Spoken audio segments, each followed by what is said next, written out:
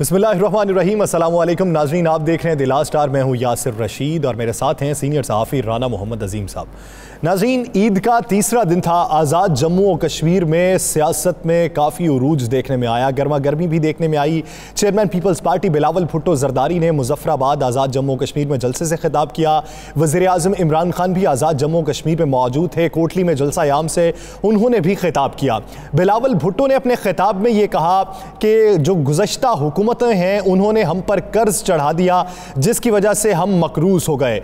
और वज़ीर आज़म ने आज़ाद कश्मीर में खिताब करते हुए ये कहा कि अपोजिशन ने जो इल्ज़ामात लगाए, सूबा बनाने की जो बात हुई है वो न जाने कहाँ से बात आ गई। उन्होंने इल्ज़ामात को मुस्तरद कर दिया और बड़ी बात भी उन्होंने कर दी कि आज़ाद जम्मू कश्मीर के अवाम का इस्तेहकाक है। पाकिस्तान तहरीक इंसाफ की हुकूमत उन्हें रेफरेंडम करवाने का हक देगी कि वो रेफरेंडम करें और ये फैसला करें कि वो पाकिस्तान के साथ रहना चाहते हैं या आज़ाद रहना चाहते हैं। आज के प्रोग्राम में इस पर भी बात होगी, लेकिन आज के प्रोग्राम का आगाज़ करेंगे हम आरिफ निज़ामी साहब से। आरिफ निज़ामी साहब जो इंतकाल कर गए ईद के पहले रोज़, 1948 में लाहौर में पैदा हुए। शोबा सहाफ़त में गरां कदर उनकी खिदमात थी, धीमा लहजा था और सोर्सेस इतने पक्के होते थे कि आज तक उनका कोई एक खबर का काफिया या रदीफ भी बाउंस नहीं हुआ। ये उनकी सबसे बड़ी जिंदगी की कमाई हुई दौलत थी। धीमी आवाज में बात करते वक्त वो अल्फाज का चुनाव भी बहुत मोहतात रखते थे और पाकिस्तान के अंदर कोई भी समाजी कारकुन हो, सियासतदान हो, वो उनके नाम से वाकिफ है। आरिफ निज़ामी साहब का तर्ज सहाफ़त और मौजूदा तर्ज सहाफ़त, इस पर भी बात करेंगे। राना साहब की तरफ बढ़ते हैं। राना साहब, आरिफ निज़ामी एक अहद था और वो अहद तमाम हो गया। आरिफ निज़ामी साहब की बतौर सहाफ़ती ज़िंदगी को और उनकी बतौर शख्सी ज़िंदगी का तकाबुल क्या करेंगे? बिस्मिल्लाहिर्रहमानिर्रहीम। अस्सलातु वस्सलामु अलैका या सय्यदी या रसूलल्लाह, अस्सलातु वस्सलामु अलैका या सय्यदी या हबीबल्लाह। या सर, आरिफ निज़ामी साहब से मेरा बड़ा गहरा तल्लुक़ था। स्टूडेंट पॉलिटिक्स से लेके, जब मैं स्टूडेंट पॉलिटिक्स करता था तो मुझे याद है उस वक्त हम मुस्लिम लीग हाउस से मैं एक तकरीब करते थे निज़ामी साहब के नाम की, मजीद निज़ामी साहब, हमीद निज़ामी साहब के नाम थे, तो आरिफ निज़ामी साहब आया करते थे। उसके बाद उस वक्त बड़ी शफ़क़त करते थे। फिर जब मैं सहाफ़त में आया तो सलमान गनी साहब के साथ मैं अक्सर औक़ात निज़ामी साहब के पास जाता, मिलता। फिर हम एक ही अदारे में इकट्ठे हो गए 92 में। तो यासर याद करें, जब हम प्रोग्राम करके निकलते थे तो निज़ामी साहब आ रहे होते तो अक्सर पूछते थे, यार आज ख़बर क्या है? तो हमने कहना, निज़ामी साहब ख़बर तो आपके पास होती है। उन्होंने कहा, मेरे पास तो है, ख़बर बताएं ख़बर क्या है। यानी वो अपने जूनियर्स की बेइंतहा सरपरस्ती करते थे, उनको सिखाते थे, उनको बताते थे और बेइंतहा मोहब्बत करते थे।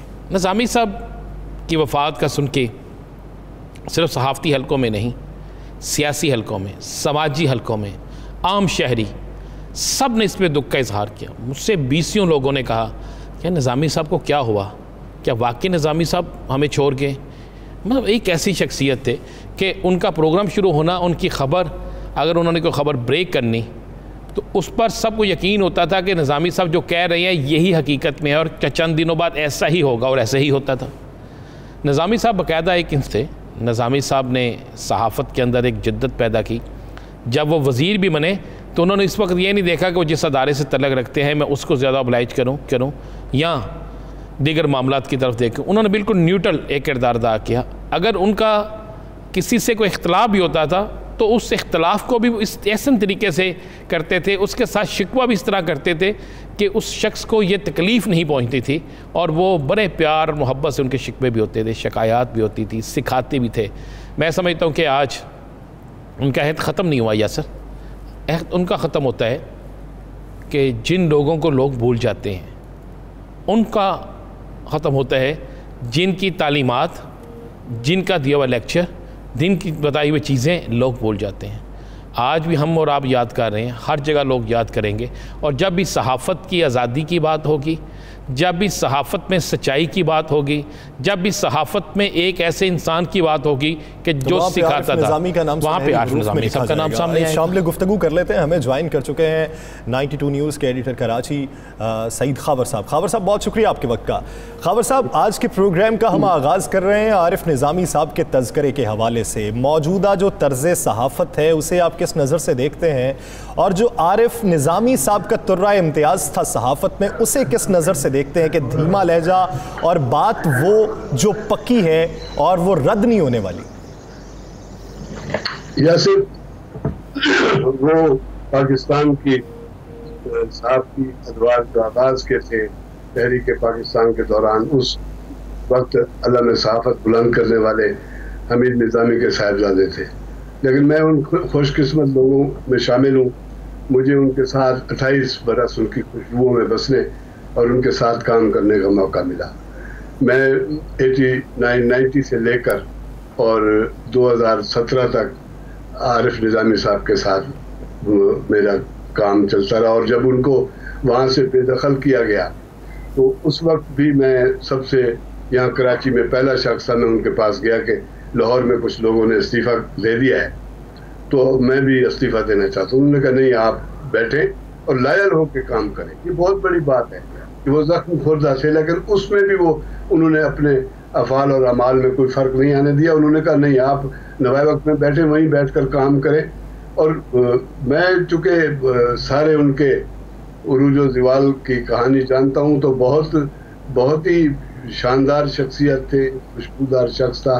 पाकिस्तान की सहाफ़त में ऐसे फी ज़माना बहुत कम किरदार हैं जो एक ब्रिज की तरह थे।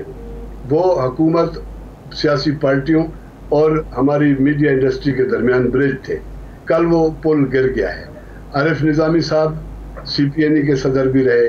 मुझे दर्जनों मीटिंग में उनके साथ बैठने का मौका मिला, CPNE में और APNS में, बल्कि उन्होंने ही मुझे वहाँ मुतारिफ़ कराया। तो मैं तो बड़े फ़ख्र से कह सकता हूँ कि आज मैं जिस मकाम पर हूँ उस मकाम तक पहुँचाने में आरिफ निज़ामी जैसी शख्सियत का, आरिफ निज़ामी जैसे एक बड़े सहाफ़ी का किरदार है। और मैं समझता हूँ कि आरिफ निज़ामी का खला पुल होने वाला नहीं है। पाकिस्तान की सहाफ़त में बहुत ज़्यादा एक तरह से ज़वाल की कैफियत है। पाकिस्तान की सहाफ़त में आवाज़ें बंद की जा रही हैं, लोगों को बोलने से रोका जा रहा है। एक वाहिद पाकिस्तान में आवाज़ थी जो हर वक्त हर एक के बारे में जो वो हकीकत समझते थे या सच समझते थे और वो लिखते। और दूसरी बात ये कि वो बोलते भी थे, लिखते भी थे। दूसरी बात ये है कि पाकिस्तान में बहुत कम सहाफ़ी ऐसे हैं जो अंग्रेज़ी और उर्दू दोनों ज़बानों पर कमांड रखते।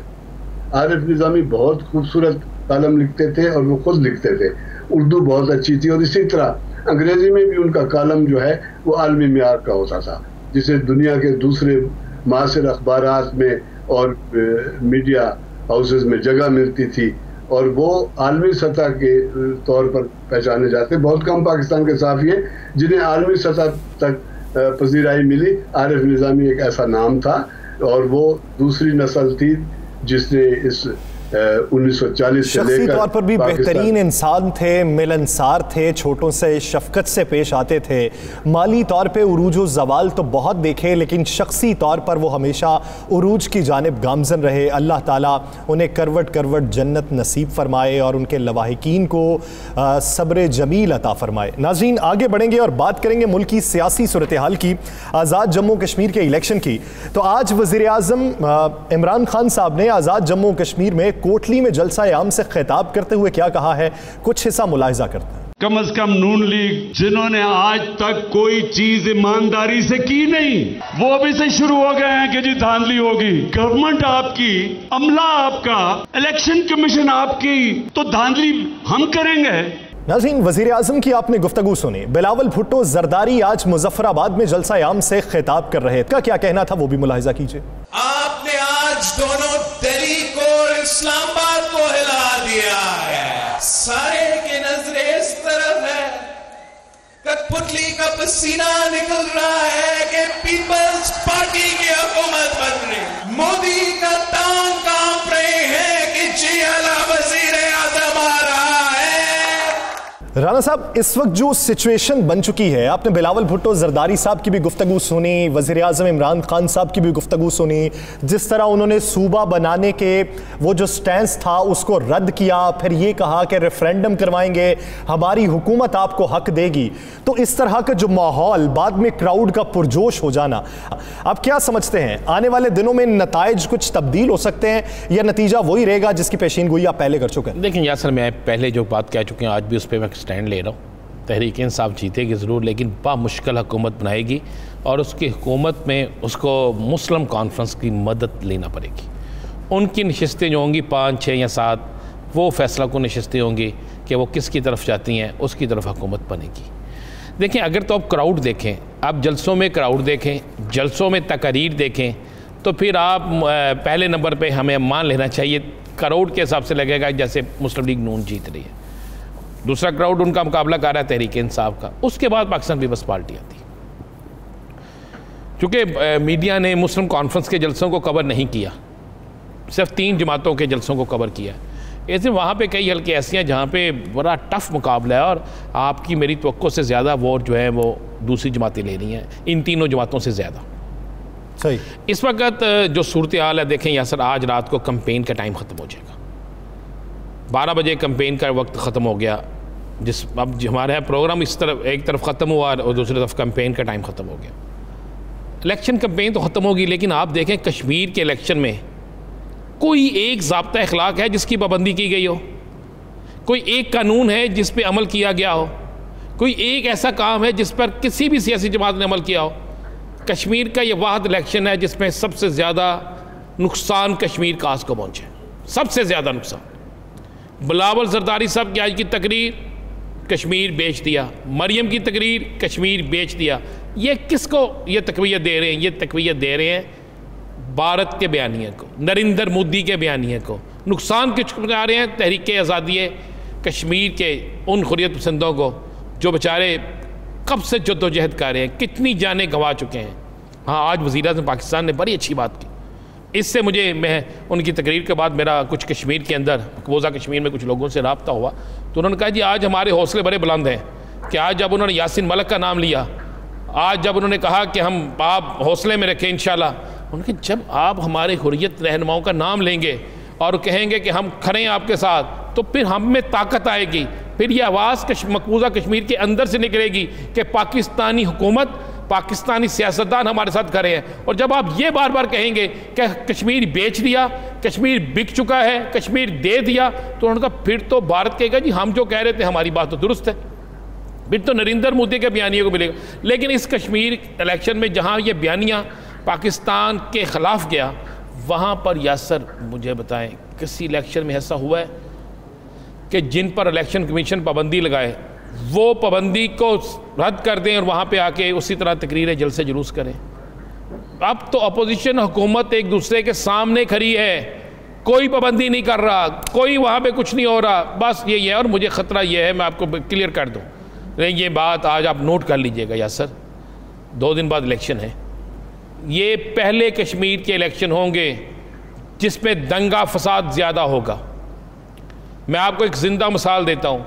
चंद दिन पहले हल्का 6 जो है कश्मीर का, जहाँ पे 3 उम्मीदवार बड़े तगड़े खड़े हैं, एक PTI नज़रियाती का अब्दुल रज़ाक है, एक राजा मकसूद साहब हैं गालिबन मुस्लिम लीग नून के, एक अली शान सोनी है।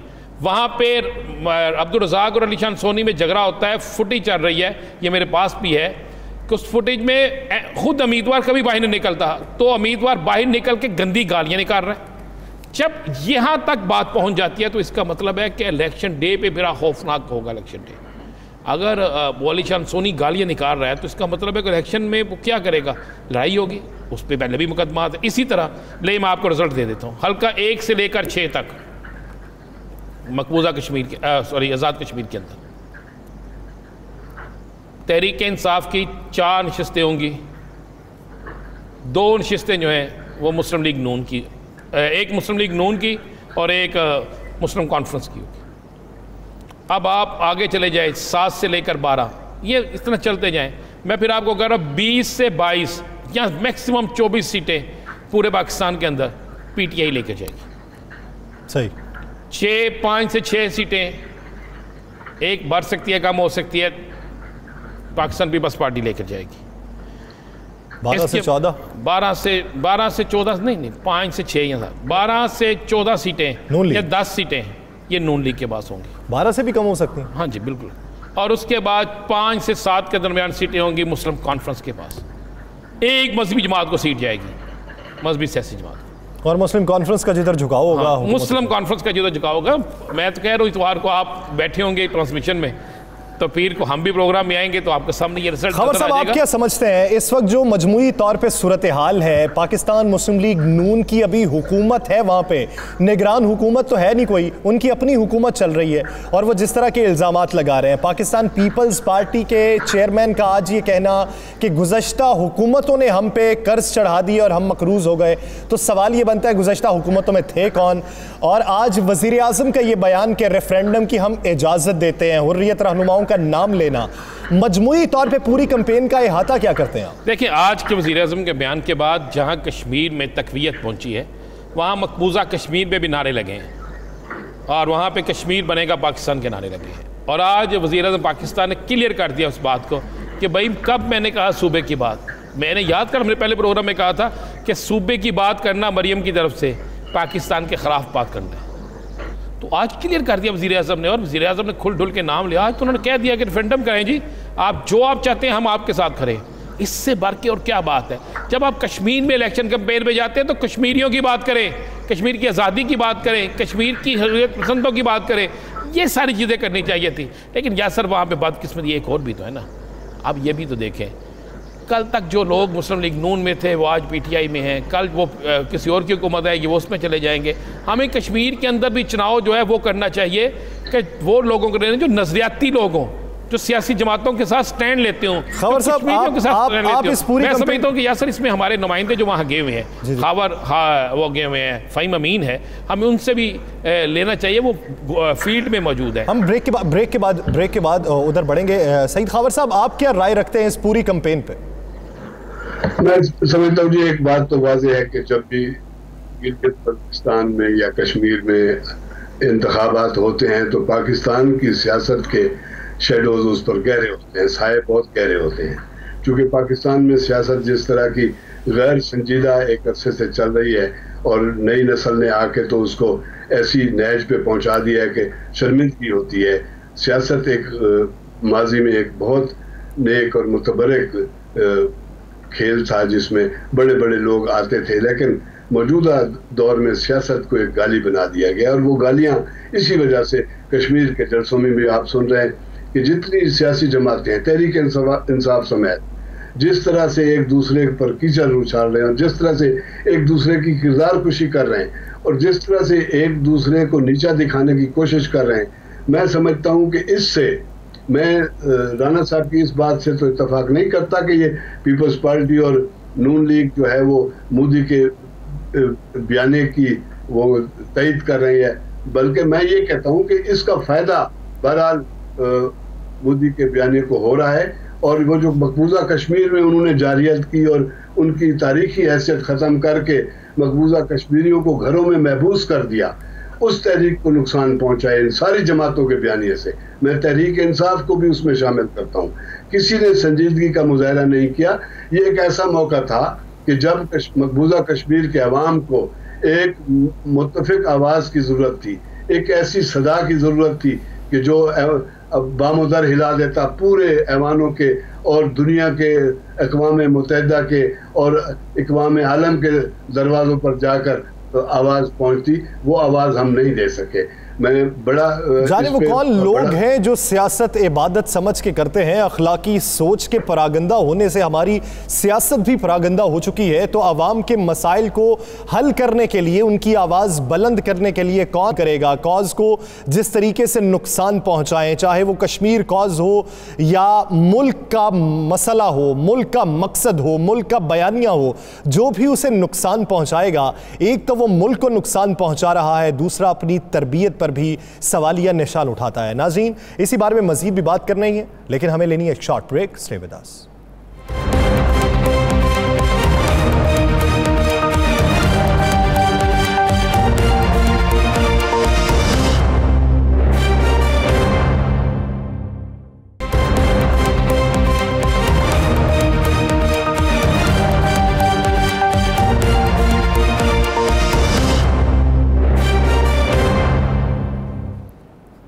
Welcome back. नाज़रीन, आज़ाद जम्मू कश्मीर में कैंपेन का वक्त अब से कुछ देर बाद ख़त्म होने वाला है, तो इस वक्त ज़मीनी हक़ाइक़ क्या हैं, इस वक्त सूरत हाल क्या है, इस वक्त किसके हक़ में सूरत हाल जाती दिखाई दे रही है और किस बयानी की वजह से दिखाई दे रही है। आधा घंटा रहता है इस वक्त कैंपेन को ख़त्म होने में और कल का दिन खामोशी से गुजरेगा, तो परसों का जो पलड़ा है वो किसकी जानिब झुकेगा। हमारे नुमाइंदा 92 न्यूज़ फ़हीम अमीन इस वक्त आज़ाद जम्मू कश्मीर में मौजूद हैं, उनसे मज़ीद तफसीलात जानेंगे। फ़हीम, कहिएगा, जितने दिन आप आज़ाद जम्मू कश्मीर कैंपेन के दौरान मौजूद रहे, किसकी कैंपेन ज़्यादा तेज़ रही, किस वजह से रही और लोगों का झुकाव किधर है? बिल्कुल, ये बहुत अहम इलेक्शन है जो आज़ाद कश्मीर के होने जा रहे हैं और तमाम पार्टियों की तमाम बड़ी क़यादत जो है, जिसमें मरियम नवाज की आप बात कर लें, बिलावल भुट्टो और वज़ीर-ए-आज़म इमरान खान जो हैं वो भरपूर तरीके से अपनी कैंपेन को हतमी मराहिल तक चलाते रहे हैं। और आज इमरान खान और बिलावल भुट्टो जो हैं उनकी जानिब से खूब एक दूसरे पर लफ्जी गोलाबारी की गई। राना साहब, जिस तरह इस वक्त सिचुएशन बनी हुई है, इस सिचुएशन में अगर किसी को वोट ज़्यादा पड़ता है तो उसकी बुनियादी वजह क्या होगी? देखिए, वोट उसको ही पड़ेंगे ज़्यादा जिसका बयानिया बेहतर होगा, वोट उसको ज़्यादा पड़ेंगे जिसका आवाम से रब्ता बेहतर होगा, वोट उसको ज़्यादा पड़ेंगे जिसके रूट्स बेहतर होंगे। इसके अलावा अगर आप कहें, देखिए, कश्मीर के इलेक्शन में, आज़ाद जम्मू कश्मीर के इलेक्शन में और पाकिस्तान के इलेक्शन में ज़मीन और आसमान का फ़र्क है। पाकिस्तान के इलेक्शन में जो सियासी जमातें जो करती हैं वो वहाँ पे ये नहीं होता कि एक निगरान सेटअप होता है, निगरान सेटअप जो होता है न्यूट्रल सेटअप होता है। कश्मीर के अंदर ऐसा नहीं है, जो हुकूमत मौजूद होती है वही हुकूमत इलेक्शन डे तक रहती है, उसके इख्तियारात इलेक्शन डे तक रहते हैं, ये बड़ा फ़र्क है। तो जब ये सारा कुछ होता है तो यासर फिर उसके मामला भी उस तरह चलते हैं। फ़हीम से गुफ्तगू करते हैं। फ़हीम, आप कौन कौन से हलकों को आपने चेक किया, किन किन हलकों में आप गए, वहाँ पर क्या क्या सिचुएशन है? बिल्कुल जी, हम लोग जो है इसकी आज़ाद कश्मीर की तहसील बिम्बर जो है वहाँ पर हमारा ज़्यादा फोकस रहा। यहाँ पर 3 हलके हैं जिसमें LA6, LA7, LA5 है। तीनों हलके बड़े अहम हैं और सबसे पहले अगर हम बात करें LA5 की, तो यहाँ पर एक ही खानदान के 2 उम्मीदवार आमने सामने हैं जो मुस्लिम लीग नून और तहरीक इंसाफ की जानिब से इलेक्शन में हिस्सा ले रहे हैं। जबकि LA6 जो है रनसब सबसे अहम हलका है, जो LA6 यहाँ पर बड़ा ये बिल्कुल बॉर्डर पे हल्का है, इसके साथ इंडिया की मकबूजा कश्मीर की सरहद लगते हैं, इंडियन फौज वहाँ पे मौजूद होती है।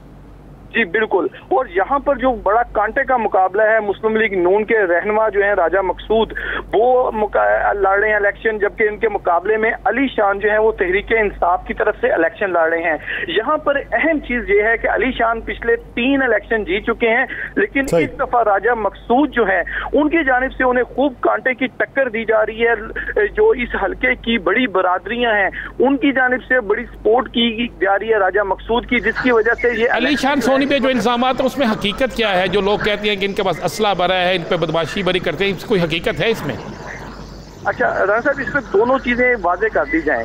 अली शान जो है जब कैंपेन पे निकलते हैं तो उनके साथ 25-30 गाड़ियां होती हैं जिसमें मसल्ला गार्ड्स भी होते हैं और इलाके के बाहर के लोग भी होते हैं। राजा मकसूद जब कैंपेन के लिए बाहर निकलते हैं तो उनके साथ मुकामी लोग होते हैं और 3-4 गाड़ियां होती हैं, और वो तमाम उनके साथ जो लोग होते हैं वो लोकल नुमाइंदे हैं, मुख्तलिफ यूनियन काउंसिल्स के चेयरमैन हैं, जहां पर वो जाते हैं 2-3 गाड़ियों के साथ जाके अपनी कैंपेन करते हैं। इस मौजूदा इलेक्शन में जो राजा मकसूद का ये स्टाइल है वो हल्का LA6 की आवाम है वो उसको लड़ाई दे रही है, और खास तौर पर जो आवाम है यहाँ पर बॉर्डर का एरिया है और यहाँ पर सबसे बड़े जो 2 मसाइल हैं जिसके ऊपर अवाम की जानिब से अली शान के ऊपर नाराजगी का इजहार किया जा रहा है, क्योंकि इतनी शदीद गर्मी के दौरान यहाँ पर जो वोल्टेज का मसला और हसपताल का ना होना जो है बॉर्डर के ऊपर, क्योंकि आपको पता है भारत की जानिब से अमूमन 7 पे चले जाए, हल्का 7 पे आ जाए। और हल्का 7 जो है ये भी बड़ा अहम है, और इसकी जो बात बताई जा रही है कि यहाँ पर जो इलेक्शन है वो बड़ा कांटे का होगा। उसकी वजह यह है कि यहाँ पर 24 उम्मीदवार जो हैं वो मैदान में हैं, और यहाँ पर नून लीग के तारिक फरूक और जो तहरीक इंसाफ के हैं चौधरी अनवारुल हक, इनके दरमियान कांटे का मुकाबला है। चौधरी अनवारुल हक जो है वो साबिक स्पीकर हैं, जबकि चौधरी फारूक जो हैं ये मौजूदा हुकूमत में सीनियर वजीर के ओहदे पर काम कर रहे हैं, और दोनों की जानिब से बड़ी एक मुनफरद इंतखाबी कैंपेन चलाई जा रही है। और कहा यह जा रहा है कि जो बिम्बर जिला है यहाँ पे जो सबसे कांटे का मुकाबला है बिम्बर शहर में इन दोनों उम्मीदवारों के दरमियान होगा। अब देखना यह है कि परसों किस का सूरज किसकी फतह के साथ तलू होता है, क्योंकि ये जो जिला बिंबर है यहाँ की तीनों सीटें जो हैं ये बड़ी एक दिलचस्प सूरत हाल इख्तियार की हुई, दिलचस्प सूरत हाल इख्तियार कर चुकी हुई है। कांटे का मुकाबला। बहुत शुक्रिया फ़हीम अमीन इस हवाले से आगाह करने के लिए। खबर साहब, आपने तमाम जमातों की हुकूमतें देखी हैं, आज़ाद कश्मीर में पाकिस्तान पीपल्स पार्टी की भी, मुस्लिम कॉन्फ्रेंस की भी, पाकिस्तान मुस्लिम लीग नून की भी, और अब पाकिस्तान तहरीक इंसाफ की तगोदो। आप मजमूई तौर पर इहाता क्या करते हैं कि कौन सी गवर्नमेंट ऐसी थी जिन्होंने कश्मीर में डेवलपमेंट के हवाले से और कश्मीर कॉज के हवाले से सबसे ज्यादा काम किया? लेकिन हर पार्टी जो है वो जो भी जहाँ इस्लामाबाद में हुकूमत में होती है वो कोशिश करती है कश्मीरियों को अपने हाथ में रखने की और उन्हें मुतमईन करने की और वहाँ अपना इक़्तिदार कायम करने की। पीपल्स पार्टी कई मरतबा वहाँ बरसर इक़्तिदार आई और उसके बाद मुस्लिम लीग नून भी बरसर इक़्तिदार आई, मुस्लिम कॉन्फ्रेंस भी बरसर इक़्तिदार रही है। एक बड़ा किरदार रहा है सरदार यूम खान साहब का, उसके बाद सरदार रशीद का। इसी तरह मुख्तलिफ अदवार में ये लोग वहाँ काम भी कराते रहे, लेकिन असल जो कश्मीर की नई जिंदगी शुरू हुई है वो ज़ल्ज़ले के बाद शुरू हुई है। ज़ल्ज़ले के बाद वहाँ पर पूरे पाकिस्तान का, पूरी दुनिया का फोकस था कि वहाँ के लोगों के जख्मों पर मरहम रखा जाए। लेकिन जिस तरह की सियासत वहाँ शुरू कर दी गई है और ख़ास तौर पर जो मौजूदा हुकूमत है वहाँ नून लीग की, वो जिस रंग में रंगने की कोशिश कर रही है कश्मीर की सियासत को, उससे कश्मीर को नुकसान पहुंच रहा है। इस वक्त मजबूरी सूरत हाल पे नजर भी डालते हैं कि दीगर हल्कों की सूरत हाल क्या है। हमें ज्वाइन कर चुके हैं नुमाइंदा 92 न्यूज़ सज्जाद जराल। सज्जाद जराल, कहिएगा इस इलेक्शन कैंपेन के दौरान आप कौन कौन से हल्के में गए और वहां पे इस वक्त जो मुकाबला है वो किस किस पार्टी के उम्मीदवारों का है और किस बुनियादों पर कौन से कारकुन का झुकाव किसी खास उम्मीदवार की तरफ है? बिल्कुल, इस वक्त मैं जो ना जिला मीरपुर और जिला बिम्बर के जो हल्के 4 हल्के मीरपुर के और 3 हल्के बिम्बर के, इन पे मैंने फोकस किया और यहाँ पे मैं साथी तो मैं इलाकों में गया हूँ, वहाँ पे जो इलेक्शन कैंपेन है उसको देखा है। बेसिकली ये जो 3 हल्के हैं यहाँ पे जमाती जो वोट कम है, ज्यादातर बरादरीज़म की जो जरिए जो वो होती है कैंपेन, तो इसमें जो ना सबसे पहले जो है हल्का डडियाल मीरपुर है, उसमें जो है ना वो इस वक्त जो मुकाबला है वो तहरीक पाकिस्तान तहरीक इंसाफ और पाकिस्तान मुस्लिम लीग और आज़ाद उम्मीदवार शेब आबद और पाकिस्तान पीपल्स पार्टी के जो अफसर शहर है उनके दरमियान है। लेकिन यहाँ जो हालात है, वाक़ा रुख है पाकिस्तान में गवर्नमेंट है तहरीक इंसाफ की, तो हवा के रुख के देखते हुए जो ना वो डडियाल का ऐसा हल्का है कि वो हर दौर में जब भी इंतखाबात हुए जिस की हुकूमत पाकिस्तान में है उसी का वहाँ से MLA जो विन होता है। तो उस हालात से भी ये देखा जाए तो ये नजर आता है कि वहाँ से जो पाकिस्तान तहरीक इंसाफ के हैं अज़हर सादिक, उनकी पोजीशन बेहतर है दूसरे कैंडिडेट की निस्बत। इसके बाद अगर आ जाए हम हल्का नंबर 2 पे, जहाँ पे बिलावल भुट्टो जरदारी और मरियम ने भी यहाँ पर खिताब किया और बड़ा एक अहम हल्का है। साहब ये बताइए ओवरऑल आप क्या देख रहे हैं इलेक्शन का रिजल्ट आज़ाद जम्मू कश्मीर में? PTI जो है क्या 2/3 अक्सरियत ले सकेगी? नजर तो 2/3 अक्सरियत, लेकिन ये है कि वाज़ेह अक्सरियत जो किसी पार्टी होगी वो जो पाकिस्तान तहरीक इंसाफ की नजर आ रही है। कितनी सीटें हो जाएंगी इनकी? आज़ाद कश्मीर की 33 में उनकी जो है ना वो 16 सीटें नजर आ रही हैं कि 16 सीटें वो लेने में कामयाब हो जाएगी, जबकि 12 सीटें 33 में से 16 सीटें जो ना वो तहरीक इंसाफ की नजर आ रही हैं। और किस जमात की नजर आ रही हैं? तो उसके बाद जो है 10 जो ना वो आ रही हैं पाकिस्तान पीपल्स पार्टी की नजर आ रही हैं और 6 सीटें जो पाकिस्तान मुस्लिम लीग नून की नजर आ रही हैं, जो पाकिस्तान मुस्लिम लीग नून की 6 और पाकिस्तान पीपल्स पार्टी की 10। जी। मुस्लिम कॉन्फ्रेंस कितनी सीटों पर जाएगी? मुस्लिम कॉन्फ्रेंस जो है ना वो नजर आ रही है कि 2 से 3 सीटों पर जो है ना वो जीतने की पोजीशन में है इस वक्त। तो इस वक्त आप मकामी सहाफ़ी भी हैं, आपकी गहरी नज़र भी है, मजमूई तौर पे जो सूरत हाल है उस सूरत हाल को देखते हुए आप क्या समझते हैं कि पाकिस्तान तहरीक इंसाफ ने अपने कदम किस बेहतर तरीके से जमाए हैं? यहाँ पे अक्सर ये जो होता है ना, जो पाकिस्तान के जो होते हैं ना, जो जिस की हुकूमत पाकिस्तान में होती है, आज़ाद कश्मीर में एक हवा का रुख एकदम उतर चला जाता है कि वो क्योंकि उसमें लोगों के काम करने होते हैं, वहाँ पर बजट जो तरक्याती स्कीमें देती हैं, बजट देना होता है, इसलिए वो हर बंदे की कोशिश होती है कि जो पाकिस्तान की जो ना मौजूदा हुकूमत है उसी जमात की हुकूमत बने। इस वजह से कि जब 2016 में इलेक्शन हुए तो पाकिस्तान में मुस्लिम लीग की हुकूमत थी, तो इन्होंने वाज़ेह से जो ना यहाँ पे हुकूमत बना दी, जो कि किसी के पाकिस्तान में जिसकी हुकूमत हो तो झुकाव आज़ाद जम्मू कश्मीर के इलेक्शन में उसी हुकूमत की जानिब ज़्यादा होता है। तो अब देखना यह है कि इतवार के दिन इस दंगल का फातेह कौन है और वो किस नज़रिए के बुनियाद पर फातेह है। बहुत शुक्रिया सज्जाद जलाल इस हवाले से अपना वक्त देने के लिए। दीगर इश्यूज़ पे बात करेंगे एक शॉर्ट ब्रेक के बाद। Stay with us.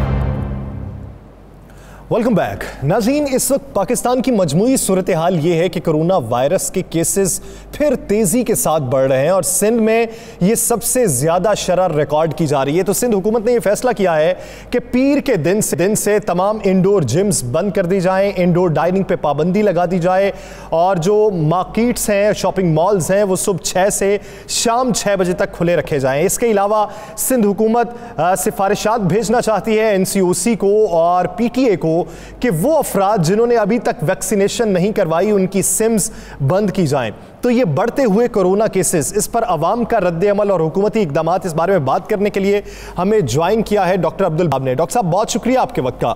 डॉक्टर साहब, इस वक्त जिस तेज़ी के साथ केसेस बढ़ रहे हैं और डेल्टा वेरिएंट के आने के बाद इसकी शरह में जिस तेज़ी से इजाफा हो रहा है, आप क्या समझते हैं कि इस पर हुकूमती इकदामात किस हद तक काबिले इत्मीनान बख्श हैं और दूसरा अवामी रद्द-ए-अमल जो है वो माजी की निस्बत कितना बेहतर या इस वक्त कम हो चुका है?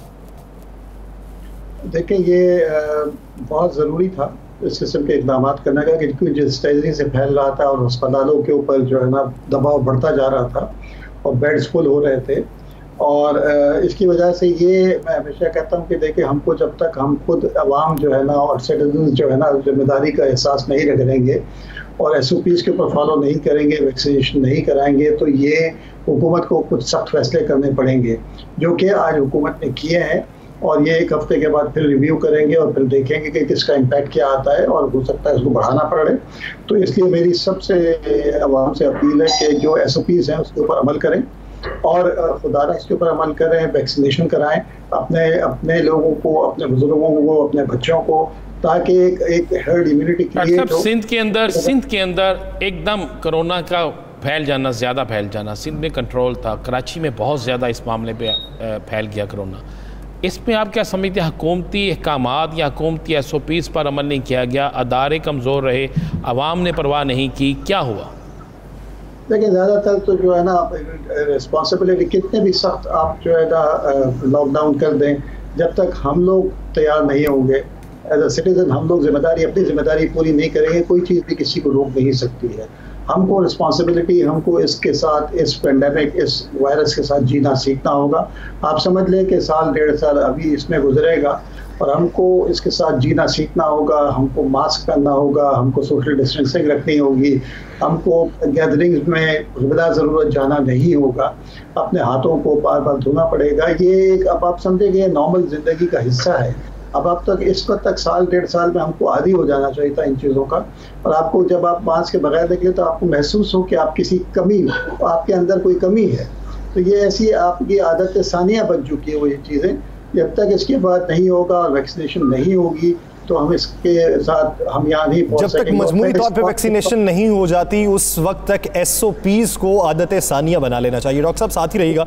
खबर साहब, आप क्या समझते हैं, सिंध हुकूमत वो हुकूमत है जिसने सबसे पहले इकदामात करने पर जोर दिया, उनके मुताबिक बेहतरीन इकदामात किए गए और अब सबसे ज़्यादा रेशो भी सिंध में दिखाई दे रही है, इसकी बुनियादी वजह क्या नज़र आती है? देखिए, ये तो सबसे पहले वो हमारे CM पे यही प्रयास होता था कि उन्हें सख्त लॉकडाउन किया जब इसकी इब्तिदा हुई 2019 के बाद, इसमें 20 के फरवरी में 27 फरवरी को पहला केस यहाँ दरियाफ्त हुआ। उसके बाद तशखीस के बाद वो मामला बढ़ता गया। तो ये डॉक्टर अब्दुल बारी खान बहुत मेहरबान डॉक्टर हैं और ये उस टीम का हिस्सा रहे हैं जो वज़ीर आला के साथ काम कर रही थी, और इन्होंने बहुत कोशिशें की हैं, लोगों को समझाने की कोशिश भी की है, और उन्होंने कहा है कि जब तक आम आदमी खुद इसकी संगीनी का एहसास नहीं करेगा उस वक्त तक इसके मुस्बत नतीजे बरामद नहीं होंगे।